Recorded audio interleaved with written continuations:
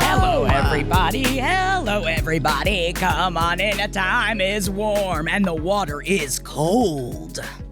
Hi, everybody. It's me, Kara Clank. And I'm Jackie Zabrowski. And you know, this is Who's the Bee, the podcast where we tell you, you tell us your little situation, and we tell you who's to blame.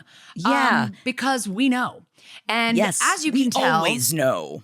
As you can tell, this is our first episode this summer where we are not together in the same room. I'm coming to you live from as you can see, a podcast studio in my mother's home. Oh, wow. Where did she get all that gear from back there? My mom loves a green screen. She's got a podcast. I get it. About the Yellowstone. It's about the whole Yellowstone franchise, my mom's podcast. Oh, man. Has my mom started the conversation of on Dutton Ranch? And I'm like, Mom, not for me. It's not for me. I go, what are you guys watching? And they go, Dutton Ranch. I go, is that Yellowstone adjacent? And they go, yep. Like, oh, yeah. They're just down there. And my parents are losing their hearing rapidly. Yes. And they are downstairs just with the TV at 97. Blasting it. So I might as well be watching it. You know what? Let me give you a perfect joke, Kara. Every time they bring up Dutton Ranch, just ask, where's the Dutton mustard? They love it when you ask that. I don't know what that means. Because it's ranch, because the word is ranch, and then mustard is a different kind of condiment, and it's a non-joke. It's not a good joke. My parents the other day said to me, what's the deal with ranch? Why is everyone talking about ranch these days? And I was like, I love that they know nothing of the World Cup. Like, it has nothing to do with, like, all the huge things that are currently going on. That's what my brother said. My brother goes, is ranch. My brother goes, it's not a new thing. It's just that these people from outside of the U.S. are coming for the World Cup and they're experiencing ranch. And so it's been reported on. But it's like Colin's like, my brother's like, I've been eating ranch with my pizza for 20 years. So I don't know how to tell you that this is not a new thing. I don't mean to blame the Connecticut about them, but is there, like, do they include ranch? Do they have ranch in Connecticut? For sure. Absolutely. It's not like, I would say it's not something that's absolutely being included, like, with your pizza. You know what I mean? Like, as a default. I guess. What, you don't want to add calories onto your calories? I want to have juicy goosh on top of my cheesy slice. Thank you very much. I mean, I'm not going to eat a crust if I can't dip it in something. Like, I'm not just going to have naked bread crust, really. And it is kind of crazy because I feel like it was so put into us to finish our meal that now I do when I don't eat the crust, because I used to just slather the crust in ranch because it was the only way I could slide it down my gullet. And then you find out you don't have to do that. You know, you don't have to eat the crust if you don't want to eat the crust. But that's crazy. And honestly, I've been dealing with a lot of crazy things recently, Kara. You've been gone and everything is a nightmare when you're not here. I'm sorry. I need you to know that. I need you to know that you are desperately missed here in the studio. I miss you guys. I just feel like when you're not here, Kara, there's no one in the studio to go around and not bop them on the nose physically, but maybe just mentally, if you could rattle the brains of some of the big, I'm going to say it, men that work at this studio. And I am blaming them because I know the ones that are doing it. Because I'm sorry, Kara. You know, I don't usually like to refer to the refuse that a human body creates, all right? It's not my favorite joke. You don't like scatological humor? Not usually. I'm not a scat man. I'm not. Rosie just discovered that song and she's obsessed. Oh, I'm sorry. Have you shown her Cotton Eye Joe yet? Have you gone down that rabbit hole? Not yet. I haven't gone to the full like Club Mix 96 CD that I know exists. Now that's what I call music. Yeah. No, I've been referring to the state of the bathroom while you've been away. Ooh. And I do feel, I don't know if it's just that everyone is, I don't know if this is a confession live, but everyone is scared of you, as they should be. Because, you, of course you. You're the one that we all try to like live up to. Like, it's like, well, if Kara talks to us, obviously we're not just absolute pieces of trash. What are you? This is crazy. I have known you guys for 20 years. Truth. And when you're away, the cats will shot. I'm talking about the state of the toilet that is happening in this studio, that I wrote it down as relationship ender, because I'm not talking about my partner. My partner does not do this. But it is insane to me that there are people that go to work and they leave a bunch of the remnants of their make on the slicked to the sides of the toilet, and they don't do anything when there is a brush right next to it. You just give it a quick brush down. You take a look and you give it a quick brush down. If it doesn't go all the way down, you give it a quick brush down. Listen, I don't want to put a fellow LPN performer on blast because I am married to one. Oh, yeah, but they are on blast and it's coming out their butt. This has been a struggle where I just feel like men, and I'm generalizing. I'm sure a lot of men are listening to this right now going, that's not me, and good, great. You're the exception, not the rule, I would say. They simply don't turn around when they're done. It's like they flush and walk out. And it's just really like a never heard of it. Like, because I'm like, what? How are you not noticing this? It's everywhere. And he's like, I guess I just didn't even look. And this is like after years of me talking about it to him and being like, this really grosses me out. Like, I do not want to be having to clean. I turn around after every bathroom function that I engage in. I turn around, I assess, did I get any pee on the seat? Did I flush? You have a quick look? Is there anything weird in the toilet? I mean, like, don't you want to look and see if there's like blood? I don't know. Maybe I'm being too gross. But like, I'm just like turning around to be like, is everything okay? And then I wait and I flush and I watch it go down to make sure that there's no remnants. Especially, you're supposed to close the top. So you close the top and then you gotta look, you do a lift after. You watch it, you gotta do a lift after. Yeah, and sometimes, is that too far? Is that what it is? It's just the extra step that they just can't possibly do? I mean, even if you forget the lift after, what about the bowl, baby? Like, that's just in plain sight. What about the bowl? And I'm saying, do you think that I need to write a company-wide email? Maybe. It's because it is very funny that there is one toilet in our studio that is the one for make, which I think is very funny because it is in the common space of where everybody works. And I also love if you could include as an addendum of who, and I'm going to say it, what man made that the make one? Shouldn't you make the make one the one that's further away from where everybody works, so that if you're making loud and proud, then you're not blasting everybody into outer space? Oh my God. Can you also tell that we were told that we're not allowed to curse anymore at the top of the show? We're really doing our best. We're really doing our best. Every other word except for I think this is relevant to our podcast because I think that's a seriously B move. It's a B move to, like, if you want to, like you and your partner have separate bathrooms. If he wants his toilet to be covered in shit all the time, he can. Know. Sorry, I'd never I just know. swore. If you know what I mean? If that's what he wants, great. But you're sharing this space with a lot of people. And what you said is interesting because if it's happening here, it's happening at home. This is what I'm saying, because that means, and we need to speak for the wives and boyfriends and roommates of these animals. Yes, of just like, someone needs to teach you, you wipe that up.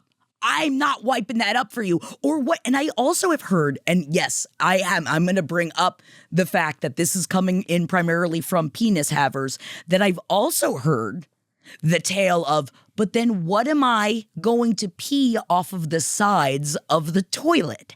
And I said, excuse me? Oh my God. And they use them as target practice, Kara. They use them as like, it's like, I'm hosing it down. Then they feel like they're helping. Sorry, penis haver in the room. I apologize to you. I feel like they don't know what the brush is for. Because he understands that need, and he knows exactly the people that have told me this before of like, well, then that's where, and I'm like, the water's the target. How about the hole that's at the bottom of it? How about that's the target? They don't know what the brush is for. This is giving when Jared told me he didn't know what the lint trap was in the dryer. I was like, you clear this out every time, right? He goes, well, I just found that out today that I have to. I was like, what? Wait, what? Like you've never cleaned out a lint trap like at the laundromat or when you're doing laundry at your parents' house or anything? Like never. It would be funny to see like you find a partner using a toilet brush to like scratch a back or like to do something else and you're just like, whoa. I think they think it's for some kind of maintenance person that's unseen that is going to take care of it. And it's like, it's me. It's me. It's not unseen. I'm sorry. Am I not being loud enough? Hello, it's me, the one cleaning the toilet.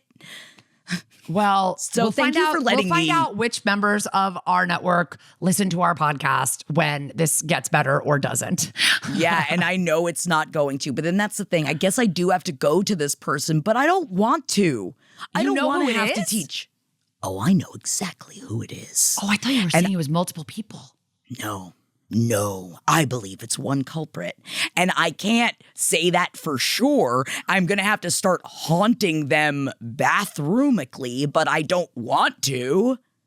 Wait, I really want to know your evidence and how you can tell who it is, but I don't want to. I honestly don't want to talk about this anymore, to be honest. We don't like talking about these things. I just wanted you to know that you are missed and in many more ways than you would ever expect. Thank you. That's really nice. I can't imagine how you would flip out if you had walked into what I had walked into. You would have been like, I think that you would have like taken a picture, had like put it up in the hallway, been like, who is the culprit? Yeah. Who is doing this? I think a healthy amount of shame sometimes is important.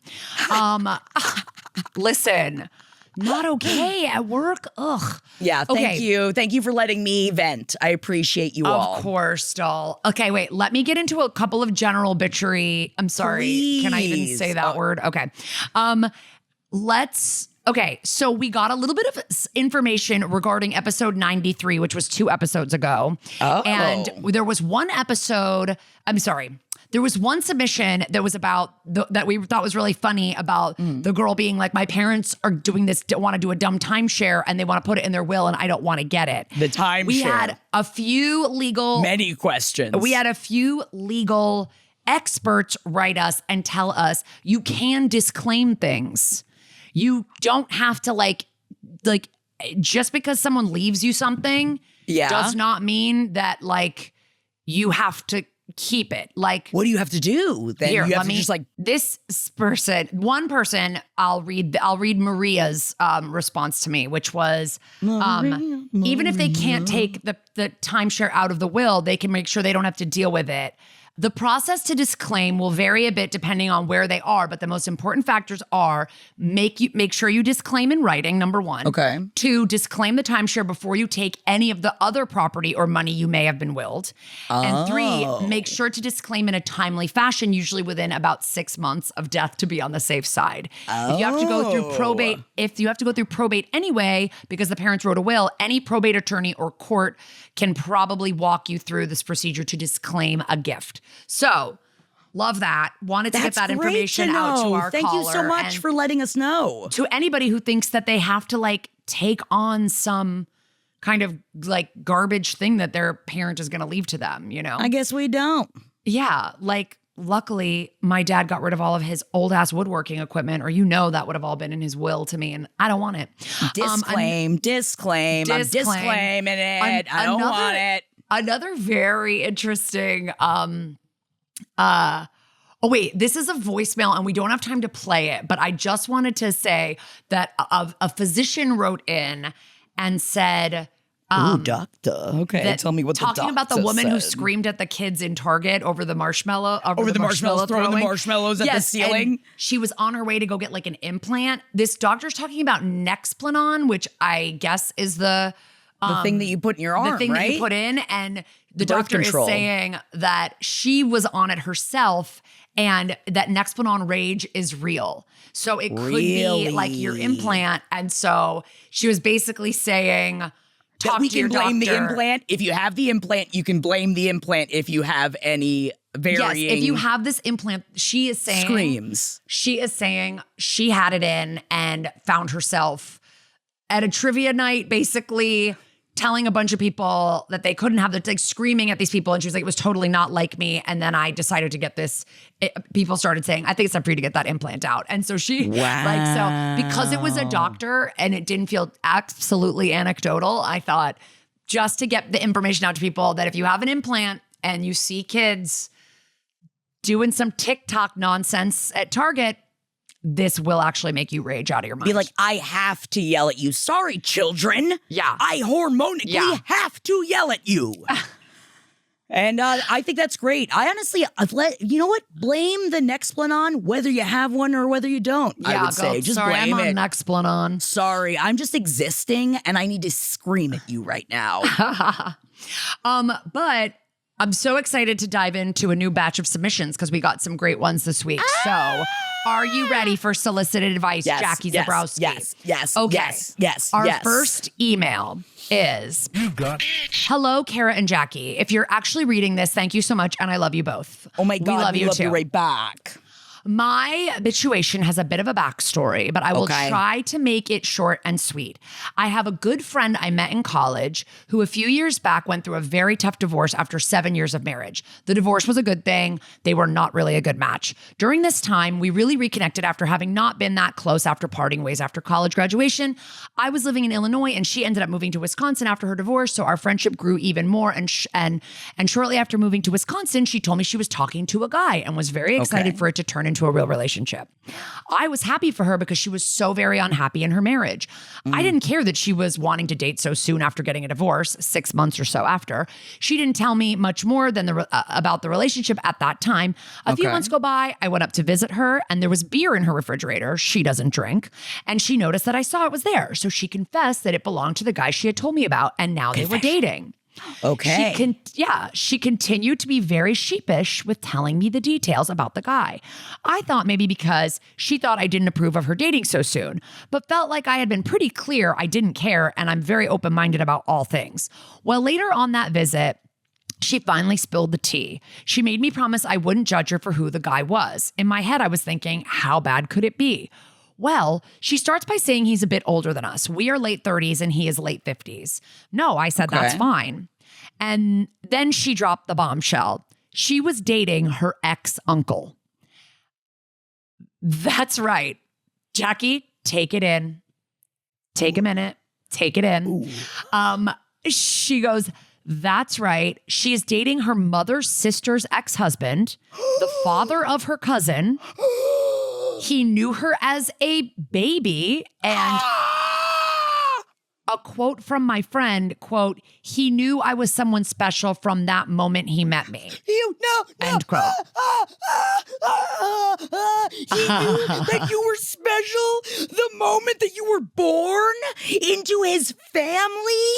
Yeah, I bet he would think that you were special because you had been born into his family. Dude. The father of her cousins? Like, I was about to be like, okay, are we talking like, oh, my aunt stopped him this one time when they were in Cabo? No. Like, family member of most of her life, I think. Actual uncle, but it's fine. So this is way worse than a Clueless situation. This is like it's like, oh yeah, you're right. They're not by blood, but that's a pretty big Blood's not everything. Blood's not everything, Woody and Soon-Yi. But anyway, listen, this is the rest.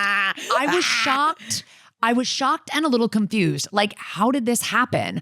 I was judging her pretty hard in my head. I love the writer is like, I'm pretty open-minded about everything. We found the thing. It's okay. She's not that it's okay. We all have boundaries. Yeah. We all have them. Yeah. The writer says, I was judging her pretty hard in my head. Like, this man changed your diaper, but I felt I couldn't really say anything because she, one, made me promise not to judge her, and two, had already told me, quote, I was her most liberal friend and she felt safe telling me. I'm very liberal. I'm very liberal. I can't. If someone had said that to your face, like what, you saw the look on my face of just open mouth. I know, but Jackie, hold on. It gets a little bit worse. It somehow gets a little bit worse. Okay, it gets worse? Okay. Well, fast forward to today, she says they live together now and the relationship is still secret and a total disaster. They have terrible fights, yelling and insulting each other, and they break up for a few days, but always seem to end up back together. This ex-uncle is a total loser. Sorry, I'm like putting my own like feelings into it. I'm like such a loser. No, this ex-uncle is a total loser. He does work full time, but doesn't ever want to leave the house otherwise. Has some significant mental and physical health problems he refuses to deal with. I do not see the appeal in him, but my friend truly believes that this is her soulmate. Here's where my bitcheration comes in. I am pretty tired of being her emotional support person for every fight they have. I literally cannot keep up when they are together versus broken up. I have tried every method with her, being super empathetic or telling her straight up how I feel about him. She refuses to end the relationship, even though I've told her several times I feel they are not good for each other. She will even agree, but says she can't kick him out of the house. She owns it because she knows he would be homeless and she doesn't want to be responsible for making him homeless. Am I the bitch if I tell my friend that I cannot continue to discuss this or be her emotional support person for this relationship anymore if she continues to refuse to make any real changes? No! Thanks again for reading this. Love the podcast and all things LPN. Hail being the bitch. I mean, this is like so nuts because your friend is being manipulated, I feel. Like this is a person who has had a certain role in her life and is like taking advantage of. He's groomed her. I mean, the fact that he says that I knew you were special when you came into this world, that right there, that is a terrifying thing. Well, let me tell you something. Uncle / romantic partner to say. This is what a lot of these guys say, and I think like I just because they're evil. I just had a personal thing where I found out that someone dating someone that I know started dating someone who was one of our teachers in high school. No. And he said, and she says basically like, we knew we loved each other back then, but obviously we couldn't do anything about it. And well, it's like, obviously, no, then there's something wrong with him. You were 17. I'm sorry, I don't mean to assume, but you were 17 and your frontal lobe wasn't fully developed. Like you did not know this was the like love of your life, this man that was 20 something years older than you. And this is this is like a similar situation. It's like your friend has had this tough divorce, like is probably looking for any kind of consolation and is been so groomed that they're not willing to look past these awful, not to mention like, I'm sure her family is going to like freak out when they find out. Like there is no like smooth future for this relationship, you know? And like on top of it, it's not even like they're the best together. They are, it's like you didn't say one positive thing. And I'm going to say, I appreciate that as somebody crazily enough that I think this would also be my boundary as someone that usually I'm like, I do not kink shame. I do not shame people, especially for, things that they are going through, especially things that have happened to like this woman is traumatized. Like the person, like your friend that is in this relationship needs some serious therapy. And I completely understand as her friend of not being able to not only hear about this anymore, but also when it's all being dumped on you, that's very overwhelming. And I hope that it is completely valid to be in the place that you're at. In fact, I think a lot of us would have gotten there much faster. So I completely understand making some distance, but I guess, have you ever tried to talk to her in the way of saying that this is dangerous, that this is not okay, that it's not like, have you ever broached the subject of like, you do understand that the power dynamics here are not equal, right? Like you do does she get that? Just historically in your relationship, I don't know. He was your uncle. Like that is. Yeah, but I don't know if any of that's going to get through to this person. I know. Like if she's been dating him for a long time, like I don't know. That's why I would remove myself. Like I would definitely get to a point that I could not be around that, especially if she's not. And I I am unfortunately the friend that I'm like, but if I can just help them, try to see if they need to get help and stuff like that. But you can't make anyone see something if they are not ready or prepared to see it.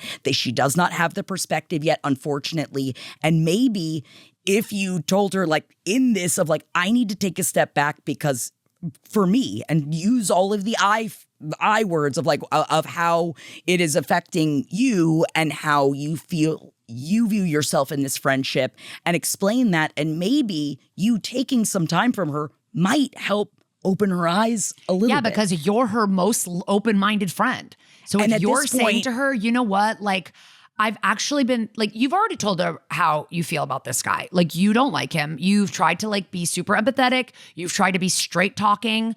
It's kind of not working. So I think you just need to say, like, hey, you know what? Like, I actually have XYZ going on in my own life right now, and I want to be there for you as a friend, but I feel like I'm on a roller coaster that's like a hamster wheel that's just going the same around and around. Like, I'm telling you the same stuff. You never make a change.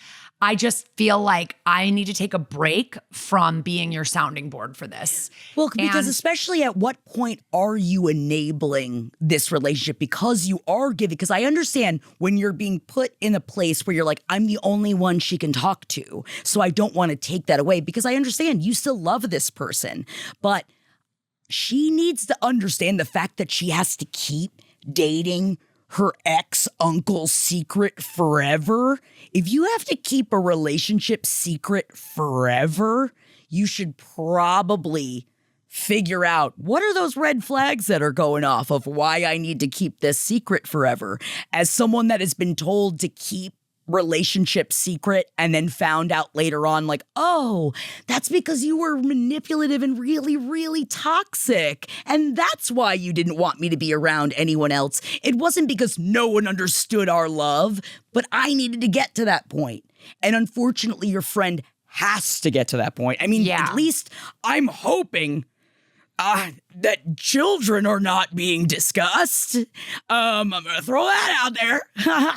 I know they're not blood, but still, I imagine her cousins would probably say something about it. Can you imagine if one of your cousins was I'd flip out. I would have just flipped out. Yeah, I'm trying to think. It's like it's so gross. I like what it would be like if my uncle. It's not it's not an uncle. Oh, we never really met. We were never around. He was around when she was born. Like, that is. Yeah. I feel truly hideous.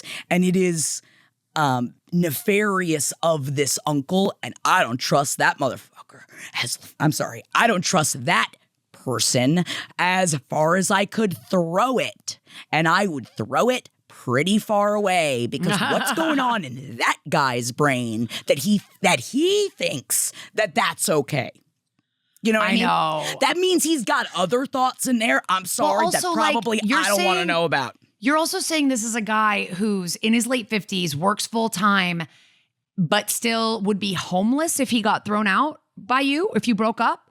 He has no one else in his life he could go to. He has no means of renting even a small room or moving to like an efficiency. You know what I mean? Like, that doesn't seem like it's even her being truthful either, that he would just be homeless if they broke up.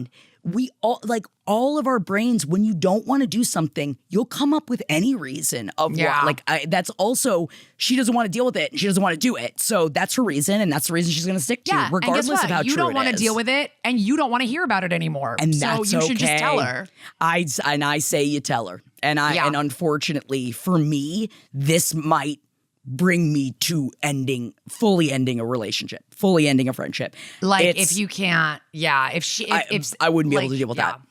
Yeah. And you have to take care of yourself and your mental capacity as well. And I wouldn't be able to deal with that. Especially without beginning and ending every conversation we had with, you really shouldn't be with that guy, right? Oh, but continue. Okay.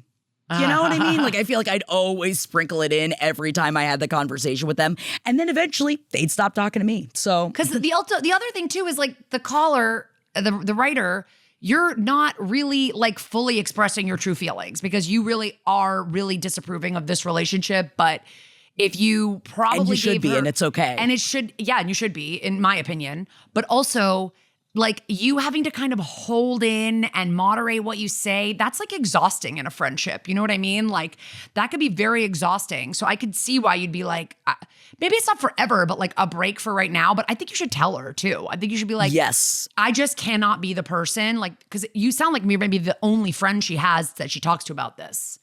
So, but she's certainly not talking to any family about it. So yeah, I would just be Wow. like, I just kind of like tell her, like, from your perspective, it's really hard watching you do this. I feel like I'm watching my friend in a slow-mo car crash, and I hate it. And I don't want to be a person that's kind of your sounding board and listening to you talk about it anymore when I feel like our conversations go nowhere. There's never nowhere. a change made out of it, you know? So you're just wasting your time at that point. Yeah. But good luck and let us know what happens. Please. This is like a wild one. Please let us know. Oh my God, please. But in the meantime, let's get to our first voicemail. Let's do it. Thank you for calling. Who's the bitch? Tell us in the voicemail who's the bitch. Beep. Hi, Jackie and Kara. My name is Chrissy. I'm calling from New York. I'm on my first solo journey without my son after starting my new job. Congrats. After being home for 5 months with him. So we're a little bit of a day, but I've been having this bitch-uation and I wanted to call in. I was so mad. I missed the bitch-a-thon that I had planned. So anyway, my mom had this psychic night at her house, and it was like a mix of a bunch of different people from different parts of the family, friends, neighbors, blah, blah, blah, whatever. I had 3 of my sorority sisters there, my mother-in-law, my sister-in-law, just a bunch of random people, right? We also had my godfather, who is my cousin, his mother-in-law there. So, like, not really related to the family, right? She's also really annoying to begin with, but she's like an old lady that lost her husband. Whatever, I'm a respectful girl. So the psychic comes in, she does her whole spiel, you know, it's all about, like, getting in touch with your loved ones that are deceased and, like, your pets, everything, whatever. It was a fun night. If you believe, you believe. You don't, whatever. So this woman, she just was going to be a problem from the beginning. And the psychic was like, ooh, are you, I think she asked her if she was a Scorpio, and I think she is. And she was like, oh, okay. Oh, no, she said, are you a Leo? And she was like, oh, okay. So then we're going through this whole thing, and she's like going like, like making all these huffing and puffing noises the whole time. Oh, God. And the psychic looks at her and doesn't say anything, but we're all looking at her. And she like stands up out of nowhere and goes, I'm sorry, this is all bullshit. You're being so general. She wasn't.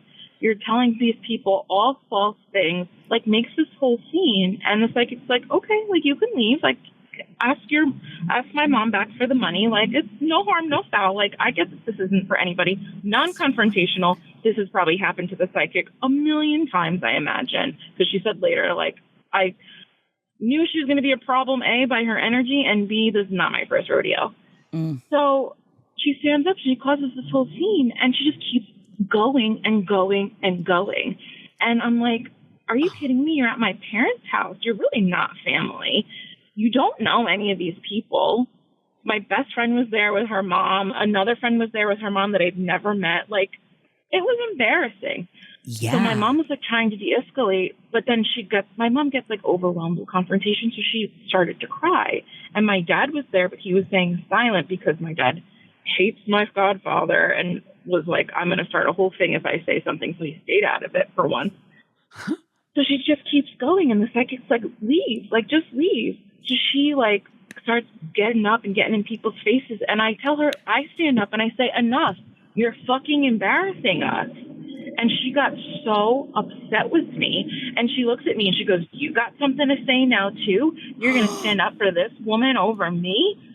She goes, you respect your elders. And I said, I don't respect anybody that's not being respectful to me. You're embarrassing me. You're embarrassing yourself in front of a bunch of people you don't know. You're in my parents' house making this scene. Get the fuck out. She asked you twice nicely. She asked you a third time a little sternly, and you didn't budge. Get out. So now it's this whole thing with the family. I did not invite her to my son's first birthday. It's this whole to-do. And I just wanted to know, am I an inconsiderate bitch for standing up to an elderly woman that was disrespecting my mother and father and embarrassing me and my mother and father in front of all their house guests on the night that we organized and provided all the food and drinks and included her in when she's not even really family, like my cousin's in-laws, but doesn't make you family. I don't think I'm wrong, but you never know. I love you guys. I'm a huge Page 7 listener. I miss Riverdale Roundup so much. And that's it. Let me know. Love you. I love this call so much. I love your little like faint New York accent. Like, so crazy. It's so nuts when I hate when old people or anyone older than anyone else. Anyone older, yes. Anyone older than anyone else. Like, I mean, my dad used to do this to me when I was like 12. He'd be like, you have to respect your elders. People that ask for respect without giving it back. Or like that it's an unconditional, compulsory thing that you owe them due to their age. Is unhinged. And I feel like it's part of like the way that I think life was 50, 75 years ago or whatever, where you were just like, well, I mean, my grandma just does whatever and I can't do anything because it's my grandma or whatever. It's like, no. You're being very rude. You like ask this person to step into another room or something like that.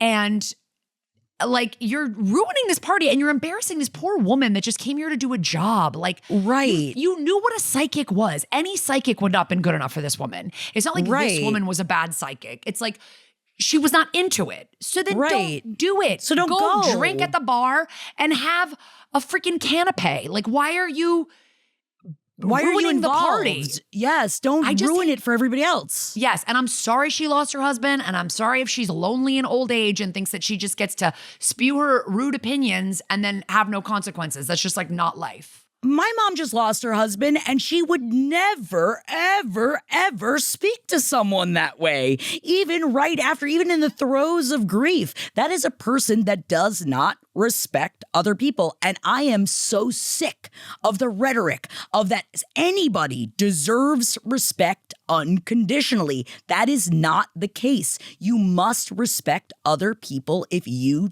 feel that you deserve respect. Earned. It is earned. It is. And it is. And for you, and then you're just acting like a toddler. That woman was acting like a toddler. She was having a tantrum in front of everyone. Like, once you saw the hostess start crying. Right? Back off. You stop.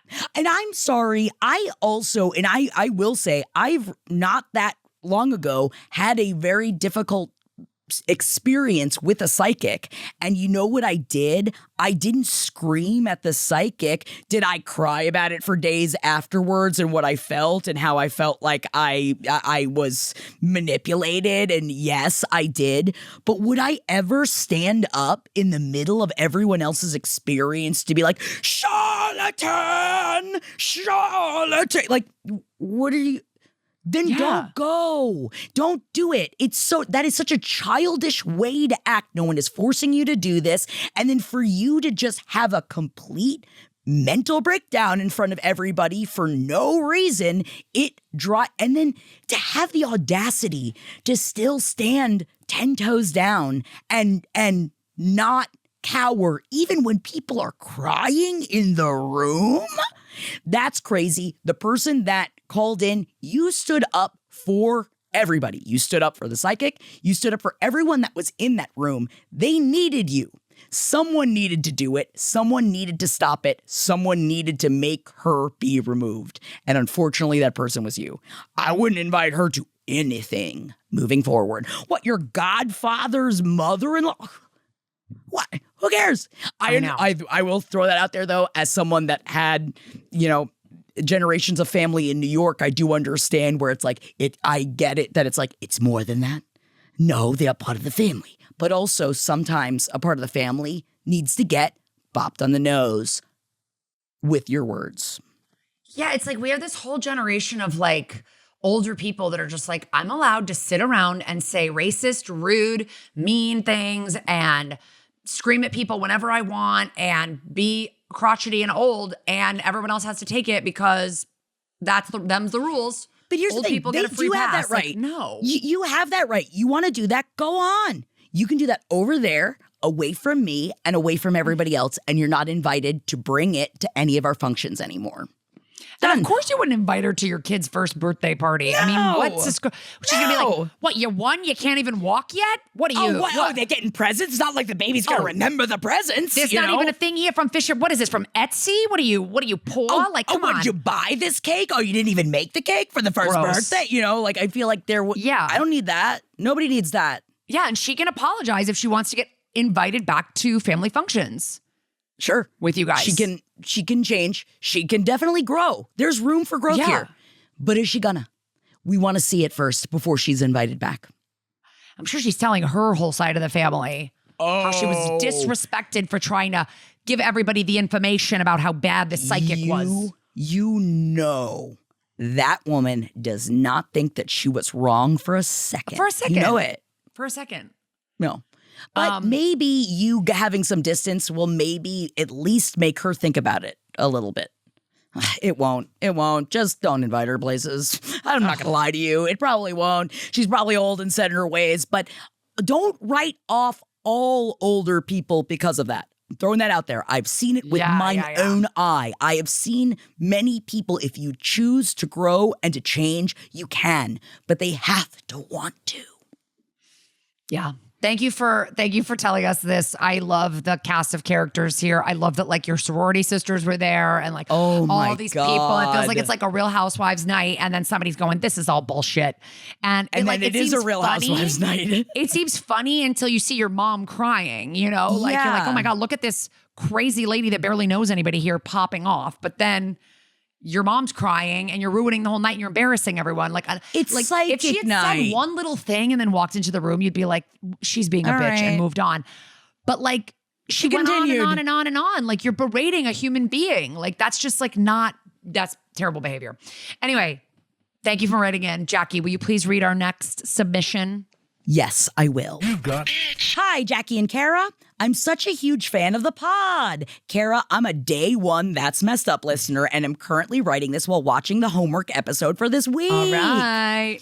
Jackie, it has been such a joy to get to know your personality each week. I'm so happy that you're joining us. Okay, here's my pretty low-stakes situation.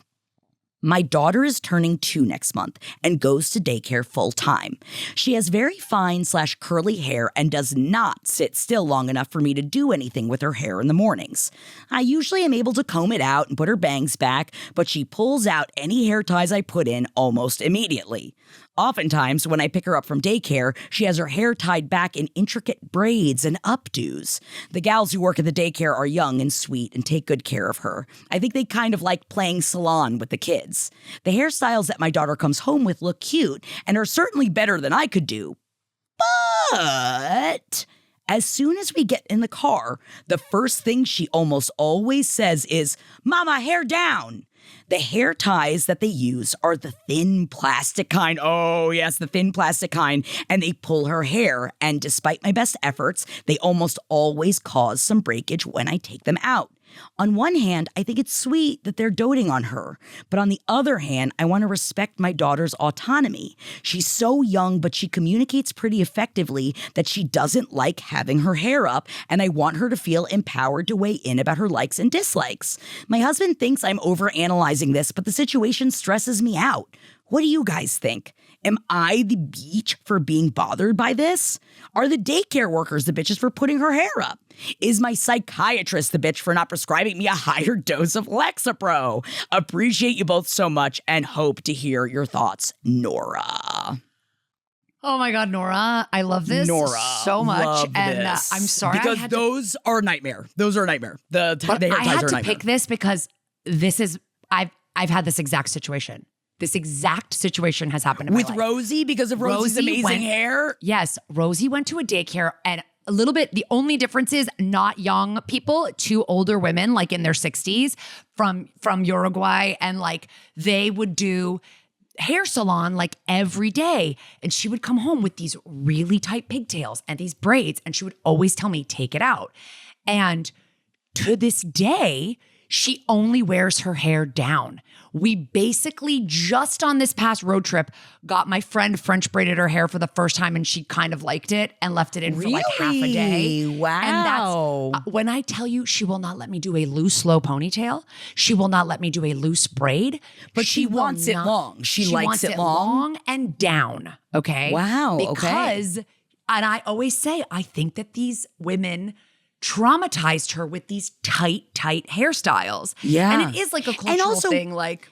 Sure, but it's also like the sitting still and not being able to move and the like tightness and and I imagine too, especially before that, like as someone that I think that I definitely experienced lots of that when I was a kid, but I wasn't able to explain it, that it was also a lot of sensory things that I didn't quite understand. I didn't like the feeling of it. But when kids say that, I feel like so often adults don't respect it, where it's like, you're right. Of course, lots of kids are going to be like, I don't like this. I don't like this. I don't like this. And when you know your kid better, you know that sometimes, they're just saying it for certain reasons and things like that.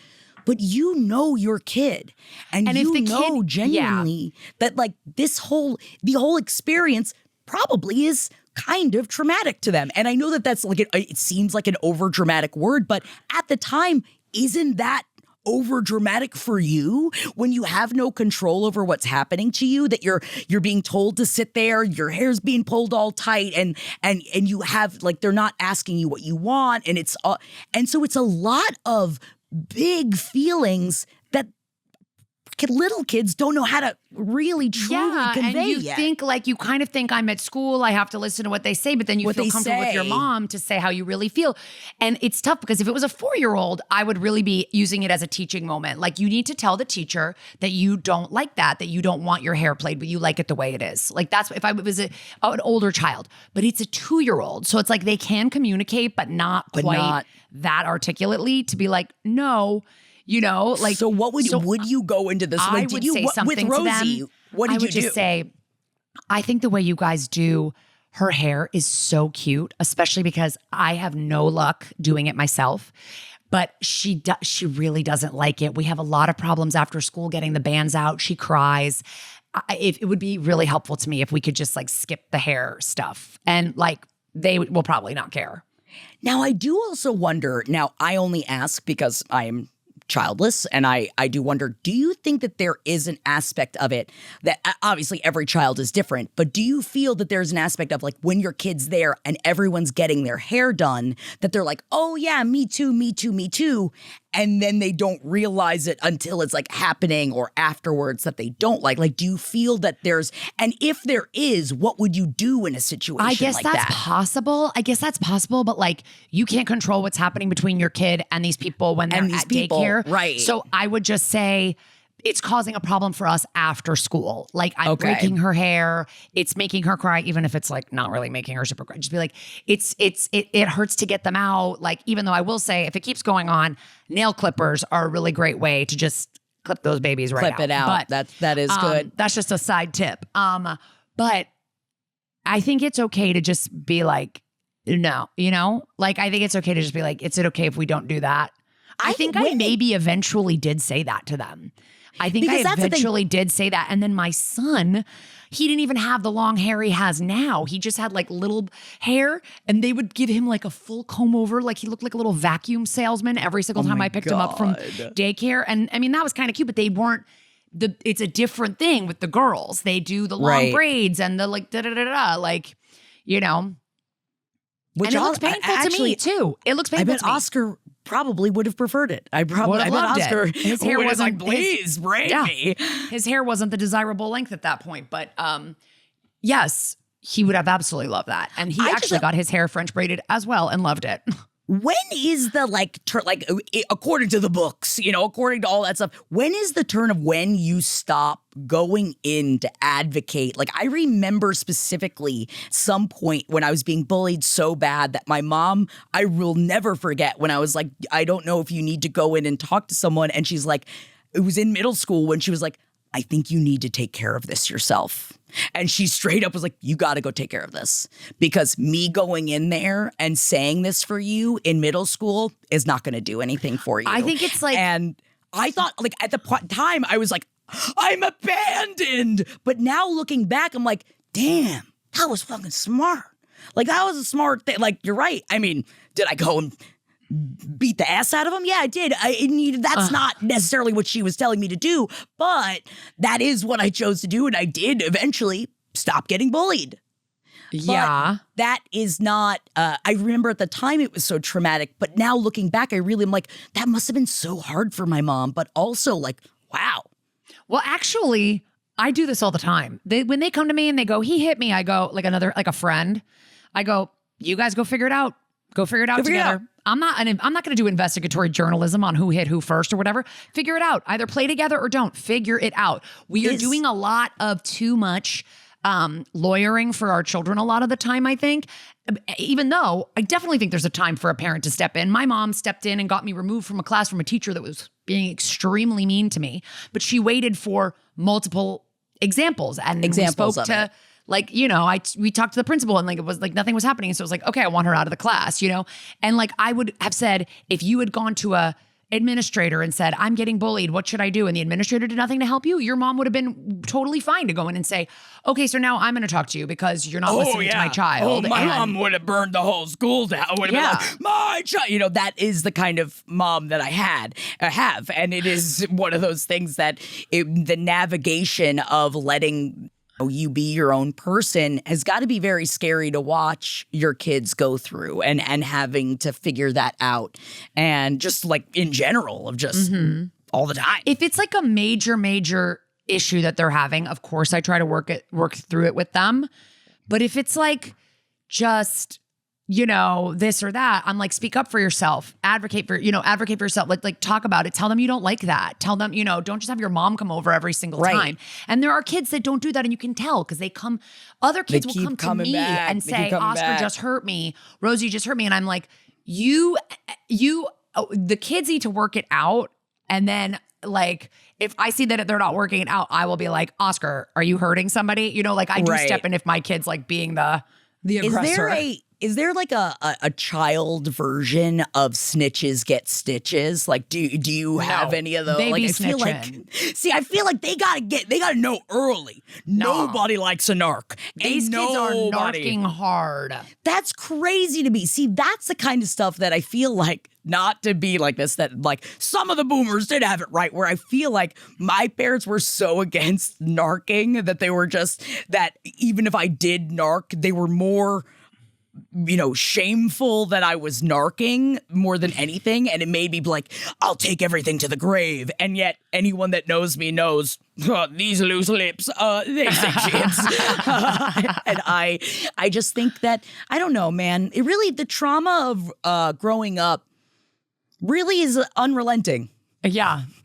It really does stick with you.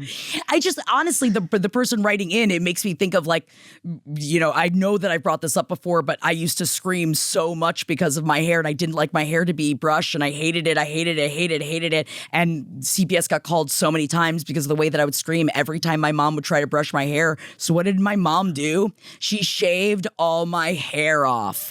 And that is a trauma that I have made many jokes about. Oh my God. Because she was like, you need to stop. Like, I wouldn't stop because I would. Because you were tender-headed. But it wasn't even that, Kara. It was then starting that every time I knew it was around, like then it was like if before I was about to get into the shower to wash it would start earlier and earlier because I knew that my hair was going to have to be brushed. And it is funny now knowing that like I've been diagnosed ADHD, diagnosed bipolar, diagnosed different things. And I'm like, oh, a lot of that makes sense. But we didn't have those languages back then. We didn't have those, you know, and it's funny to just think that my mom still looks at that and was like, it was the only thing I could have done. Oh, and my I think God. that's very funny. Standing by it. I mean, I'm sitting every morning. Every morning I've got a bottle of No More Tangles, and I'm going to war with these children's hair. But I figured out my strategies to like hold it so they can't feel it, that kind of thing. Shackles. Well, we get a couple really, owls, but I think down. they're getting thicker headed as it goes because they don't really complain about it that much anymore. Okay, let's get to our next voicemail. Let's do it. Thank you for calling Who's the Bitch? Tell us in the voicemail who's the bitch. Beep. Hi, bitches. What up? I have been listening to the last podcast on the left forever, but this podcast has been a delightful addition. So thank you for doing what you do. Welcome. I have a small bitchuation, and it has to do with table manners. Ooh. I have been with my boyfriend Steve for 3 years, and he's the best. He's kind, he's smart, he's a huge feminist. He is just like one of those people where they exist on a different frequency of kindness and calmness. He's the best. I love My that. And God, keep it for your vows. we're always on the same page, and when we aren't, our differences usually complement each other, except for when it comes to table manners. Dish. Now, we love going out to eat together. We live in a small city that has like a disproportionately good food scene. And so we both make decent money. We aren't like insanely loaded, but like enough that we're going out to eat frequently, but it's a treat still, Yeah. And when we go out to eat, it's not like obviously we're dating, but it's not like a date. Like we are both planning to be too full for sexy time later. We usually split the bill. Like it's Always chill. fuck before you eat. That being said, during these dinners and like when we go out to eat, I still like to look really hot. I still like to be really hot while I eat. And okay, not just hot, but like, use my manners. And those things are not on Steve's radar. We had very different relationships to table manners growing up.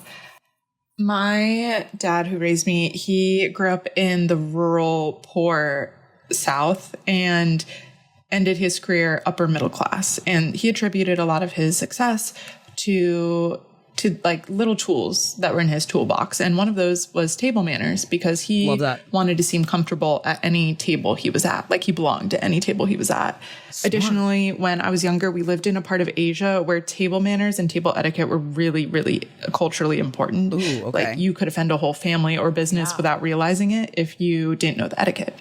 So I grew up thinking table manners were important, and they really did help me in my career. When I was in the first half of my career, I was so green and so young, and in my personal life so poor, but for work, I was taking these like really important LA and New York clients out. And it honestly was just really empowering to be able to walk into these expensive restaurants with important people and hold my own at a table. Meanwhile, Steve grew up as an athlete.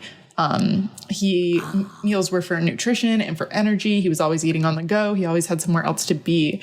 Additionally, Steve is a really big socialist, which I love. But his values are so strong and he's actively against anything that denotes or promotes class division. And he kind of feels like table manners, I'm saying manners, but like quote unquote table etiquette, like fall under this category. And again, like for the majority of our relationship, this never even bothered me. But now I'm starting to get like these small pangs of, I guess, like discomfort. Like since we are in a small city, we aren't going to go out to eat without running into someone. And I think that's just starting to highlight some of my own insecurities with Steve's manners, like the juxtaposition of his shoulders bent over a plate while he's shoveling food into his mouth with his fingers as quickly as possible, and me. And I'm just sitting there cutting my food into small pieces, pinky out, because I have this ridiculous habit of my pinky being out. My friends roast me for it all the time, but like that's how much like table manners are ingrained in me. And the juxtaposition between us is jarring. Even worse is when I don't think we've run into anyone, and then I get home and I realize I have a DM from someone saying like, oh, hey, saw you out. And all I'm thinking about is the sauce that was smeared across my beautiful boyfriend's cheek for part of the meal. So I guess the question is, who is the bitch? Is it me for being a snob about table manners? Is it Steve for being stubborn and liberated and not caring about table manners? Is it table manners themselves for existing and perpetuating the slew of socioeconomic divisions that affect bitches like you, me, and Steve? should I stop going out to eat with Steve as much? Should I have a dinner with a friend instead? Do I just need to get over myself? Do I need to like ask Steve to put his shoulders back and put his napkin in his lap? Would love to hear what y'all think. Oh my God, I have so many things I want to say. Much to say. This is, I also don't know if this is, I'm going to say it, I don't know if this would be a low stakes situation for me. I also understand, I have a lot of thoughts on table manners and also specifically social etiquette of table manners, I feel, because I actually find it fascinating that the second when you were talking about Steve being socialist and saying that table manners it's a classist, and then I started really like thinking in my brain of like, you're right, inherently 100% that makes sense and you are correct. But isn't it also a way in which we can all, where it actually has nothing to do with, like your manners have nothing to do with how much money you have. In fact, I've seen very rich people have very, very poor manners. Yeah. And I do feel that there's a way in which we could definitely talk to Steve about the idea of like, or there is the socialist idea of like, but table manners are for everyone. And it is the way in which we act as a community as well and how we respect each other in a space, especially when, like you said, going out to dinner is a privilege. It is to a lot of people. And it is an experience that you're also sharing with another person. And for me, in fact, I was just recently saying this to my mom because I was talking about, I'm so happy that I have a husband that never gives me guff about like dressing up or going to like nicer places or looking nice, because I have had exes in the past where it used to be knock down, drag out of like, just take the cargo shorts off. And if you could just put on a pair of pants, like we are going out, like if you could, and it would just be huge fights. And I was saying like, I really, I respect that.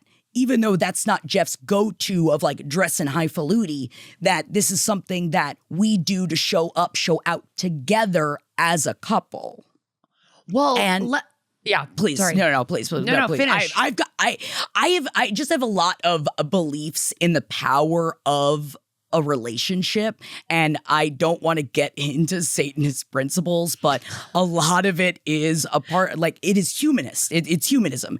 And part of what I really took from it is in a Satanist relationship, it is always about building each other up, showing up for each other, representing the foundation of what you're building together at all times. It's why I don't speak poorly of Jeff.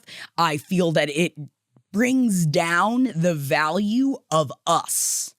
And that's it also. Oh, come on, Jackie. Let me talk shit about Jared. You're being annoying now. I know I'm being annoying. I'm just saying that's why I'm not going down all of the Satanist principles. I just find it fascinating of like the idea of power and where we get our power from. And it's how you bring yourself to places. Well, can I also just say, I think that there's like a difference here between etiquette and like full Emily Post and like Pretty Woman of this is your salad fork and this is your main course fork and this is your, you know what I mean? Like, right, I'm not talking that. Yeah, there's this like hoity-toity shit that it sounds like you maybe like knew about some of that growing up, and like especially in Asian culture that like you learned of certain ways that, you know, the food maybe moves away around the table and things like that.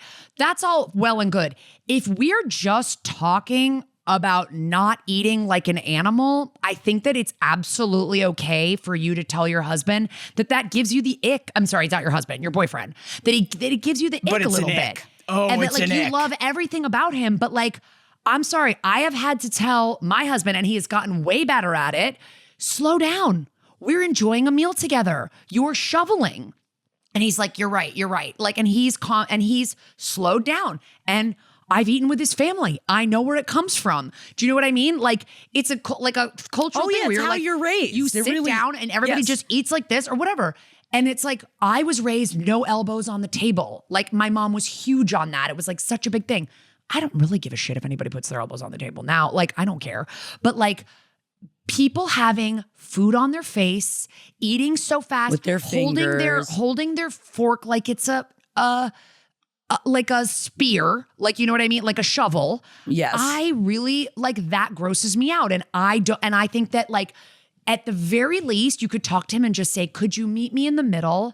And like, when we go out to eat, like, can we slow down? Can we like enjoy the meal together? Can you look at me? Like, I'll sometimes just put my fork down in the middle of the meal, ask a question and say, I'm just going to take a little quick break. You know what I mean? Like, and like, just to be like, eating a meal, I understand like a lot of people have that feeling about food, which is just like, it's just for energy and get it in as fast as possible. I'm hungry. But when you're like out at a restaurant, I think you should tell him like, it's important to me and it means something to me that we are like enjoying a restaurant experience. Like, that's what I'm right. It's you know, I feel it does come down to respect of like, this is a privilege. And while for us, this is something that we're able to do fairly regularly, there are also other people in that establishment that I know it's not necessarily just about the other people, but it's like, it depends on like, are you being loud, obnoxious? Are you like, ar, ar? You know, it's like, are you eating like Bertha in Garfield, you know, where she was like, har, har, har, or all the food's coming out of her mouth? Because I think that's what I was saying earlier when I'm talking about like, remove the classism of manners. Because you're so right, Kara, where of course there's classism of like the fork and the way in which and how we do and but to me this is just like humans versus animals. Exactly. And I do like, feel it does come down to, again, respect. It's respecting the person that you're at. If you didn't care, that would be one thing. If both of you were like, oh, it doesn't matter. Now it's an issue because you do care, and that's okay. It is completely valid to care about something like that because you're also going out and you're spending money. And right now, it's like it's already hard enough to go out and spend money. So it's like, I want to enjoy myself when we're doing it. So how about we like take our time with it? And also, I did say earlier, and I will always say, it is my number one marriage tip behind having more than one bathroom. And that is always bang before you go on the date. Yeah. Always bang before you go on the date. Never bang after the date. But then maybe you won't quite care as much about his table manners. Just saying. You might not care quite as much because you're like, hey, I already got what I No, came I think for. like most like people, and I've had female friends that eat like this.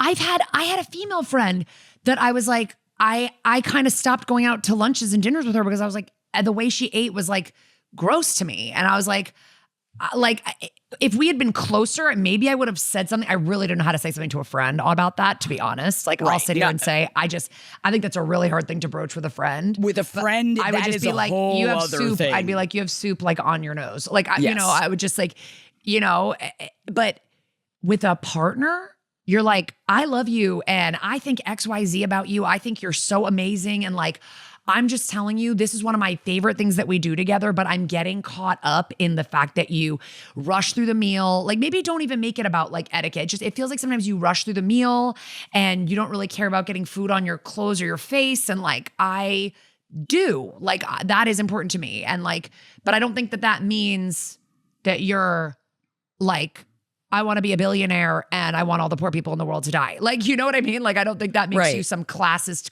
crazy person.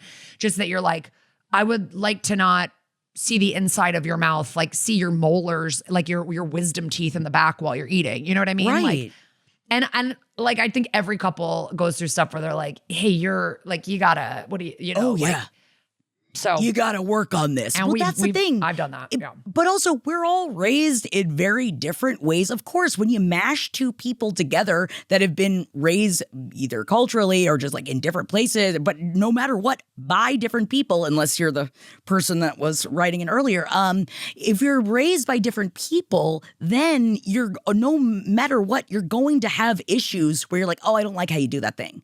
And it is about how we navigate those things. That's what a marriage is. It's what any relationship is, you know? It's how we navigate that. I don't know what he does for work, but like, what if he ever has to go out with work colleagues? Like, you could say like, hey, like, I just don't want you also to, I mean, that was probably a bigger conversation of like, I don't want it to be like something that like hinders you being like respected, because I would definitely be like, if I just saw somebody from work just like, you know, I'd be like, oh God, you know, like what's going on there, you know? Because we were Maybe even I'm a saying judgmental earlier, bitch. I don't know. Maybe I'm just too judgmental.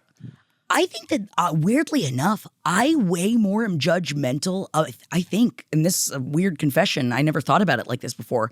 I'm way more judgmental about how a person eats versus like their kinks or something like that. Because I feel like how a person eats, it affects other people. It affects more people than just your bang life. You know what I mean? Like I don't know if you want children or whatever, but it's like, there is like also the idea of like, I don't know if we're going to like end up having a family one day, like, is this the way that our kids are going to eat? Cause they're going to copy you. So, you know, like maybe that's not something, but like, I don't know. I just think it's like, it doesn't really matter. Honestly, none of these reasons matter except that you are his partner and it is bothering you. And you should say that.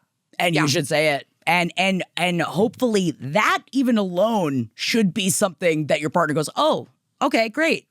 What would you like me? What do you want me to work on? What do I need to work on? And hopefully, yeah, you don't have to say like, okay, we're gonna Eliza Doolittle you and like take you to some kind of full like pretty woman, you know, and course. grandfully. I was thinking of a League of Their Own. You know? Yeah, exactly. Gracefully and grandfully. Yes, exactly. Like it doesn't have to be all that because like I don't want him to turn it into like a socialist thing where he's like, well, I don't really care about stuff like that. I'm trying to take down these kind of systems. Do you still want me to I respect lay you? that, but I don't want to eat at dinner with you when you're covered in sauce. I'm sorry. Yeah. That's yuck. Yeah. Yeah. If you want that DS, then you gotta get some of the S off your face. And maybe don't mention the like running into people and how it embarrasses you. Just be like, it turns me off and I don't like it. I think that's what matters most. Between the two of you, that at the end of the day, that's where the issue is, and you got to nip it in the bud. Okay, we're running out of time. Let's play this. We're gonna play this voicemail because it is the shortest voicemail we've ever gotten. It's 59 seconds long. Okay, let's go. Thank you for calling. Who's the bitch? Tell us in the voicemail who's the bitch. Beep. Hey, gals. This is Chelsea calling from Colorado, and I have like a really weird, low stakes habituation going on, and it's with myself. So I don't like listening to music anymore. Like, it's the weirdest thing, and I'll get addicted to like one song or one artist for a little bit. But like, I grew up in the 90s and like music was my life, and now it's just like I just want to listen to podcasts. I just want quiet. And I wonder, like, is there something wrong with me? Or am I okay? Like, does that mean I'm, like, depressed? Like, what's happening? Okay, gals, give me your opinion. Thank you. Love you. Bye. I love you. Dude. I understand why you played that. I immediately am like, well, you're my kind of bitch. I'll throw that out there. I think we all go through these phases. I really It's a do. phase. I do think it's a phase. I think that Like there are times. I'm the same. My whole life was making mixes. You guys saw me when I went on Jackin' with Jackie and I brought my CD book. Like your CD I'm case. I'm 90s too. Like the music was everything. And then like I went through a phase where I only listened to NPR in the car for like when Trump was elected. You know, and then I moved to podcasts. And then on this road trip I just did with my kids across the country for 2 weeks, we just listened to music the whole time. And Jared and I were like reminding each other of albums we hadn't heard of in a long time. We were like, let's listen to that, you know, like, and I think that like you can get back into music down the road. Like you're just going to be in your podcast phase and your silence phase until you're not. And then one day you're going to throw on some old CD that you used to freaking love or put it on your music streamer and you're going to love it. Yeah. Or you're going to hear something new and then that's going to really bring you right back into it. But, you know, I love this confession because I feel like all of us go through this, but we don't talk about it very often. But especially like right now, there's just so much happening that, of course, I think a lot of us, like I really, my problem is I go through cycles of like the ADHD obsession. So if there's like currently I'm in the Olivia Rodrigo album and I'm just listening to it over and over and over. Yeah. And every day I'll have a different song that I'm listening to over and over and over again. And then in like 3 weeks from now, I'm going to wake up and be like, don't want it anymore. And then I'm going to go right back to listening to all my romantasy audiobooks. And then I just sit in my audiobooks and then I don't listen to anything until Jackin' happens on Fridays. It's phases. But I also understand, I love the questioning yourself of like, am I depressed? Like when something that you love, like I've been screaming, I was obsessed with twin snakes for about, I think 16 months. And now I'm like, nah. I could have them. I could leave them. And I'm like, what am I talking about? I was like, literally couldn't leave the house without a bag of twin snakes for about 16 months. And now I'm like, you know. What's twin snakes? Twin snakes, chewy fruities. Snake. Twin snakes are my favorite chewy fruity. They're my favorite Haribo chewy fruity. Haribo, those snakes that are connected to chewy each fruities, other. yes. Yeah. And I heard things steaks like that, and I was like, Jackie, there was not a time where you were leaving the house every day with steaks. That's crazy. Yes, I need my steaks, Kara. Ribeye or die. Also, that's what I say. I also feel like, I don't know how old you are, but if you grew up in the 90s, you're probably around my age. Like, Jackie keeps me up to date on a lot of new music. I have like no idea who half the new people are. And I know I sound like an old lady, but I do know who like several new people are. But like, she'll be like, the new Addison Rae. I'm like, I don't know what that is, but then I'll go listen to it. So sometimes you just need a Jackie in your life to tell you about some of the new stuff. Check out page 7. You know, we do all that pop culture stuff. Check out page 7. Check out, honestly, if you're into Twitch, twitch.tv/HoldenatorsHo every Friday. Every Friday, Holden and I have we call it Jackin', and it's essentially TRL Live, except that you get to send in your own videos. So I also learn a lot about current music by people telling me about it on Fridays. And then it's great because if I hear something, I'm like, oh, I want to dive into that. Oh, I want to dive into that. But if I didn't have Jackin', when would I have a space where young people are telling me what the new stuff is? You know what I mean? So don't beat yourself up. I think that we all go through peaks and valleys. Yeah. Yeah. And maybe you need some romantasy audiobooks in there. I'm just saying maybe you need a little bit of Wolfgang Princess. Oh, Princess. He says it. He doesn't sound like Shrek though, I promise. Thank you for calling in. Thank you to everybody who called in and wrote in. We get so many submissions and I wish we could get to all of them. We really appreciate you for being open and telling us about your lives and your situations because we love hearing about them. Yes, we absolutely love it. You can always go to who'sthebitch.com to leave us a voicemail, to send us an email at who'stheblpn@gmail.com. And then we're Who's the Bitch LPN on Instagram. Follow us over there for buzzball memes as well as bitchlets and other things. If you have like a tiny little issue that's like super tiny that we could answer in a minute, send us a bitchlet. We love those. Hit us up. We love them. And we'll see you guys next week. And before we go, I just was going to let us go out on this voicemail that we got from a listener. And it was a response also to episode 93, a lot of responses to episode 93, where a caller had a situation where they had lost their brother and they were really angry at their father over it. And they wanted to send them a letter. And this caller left us a voicemail about how that resonated with her. And so we're going to send you guys out on that one. And we'll see you next week, everybody. Thank you for calling Who's the Bitch. Tell us in the voicemail who's the bitch. Beep. Hi, ladies. Longtime LPN listener, and I love you both so much. I just listened to your most recent episode 93, and the caller who recently lost her brother really hit home with me.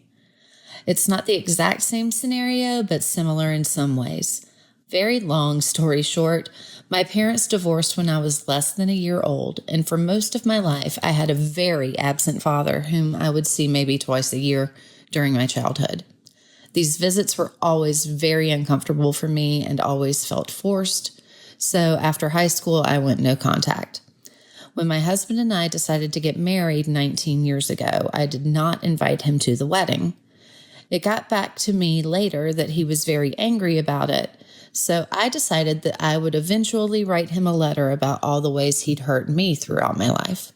Fast forward 2 months later, My father died in a brutal one-person car crash that was 100% his fault. My biggest regret is that I didn't get to send that letter. All this to say, I think the caller should absolutely send the letter. I think it could help her get some closure with her feelings of resentment toward her father. 19 years later, and I wish I'd had the chance. Bye, everyone. See you next week. Bye, everybody.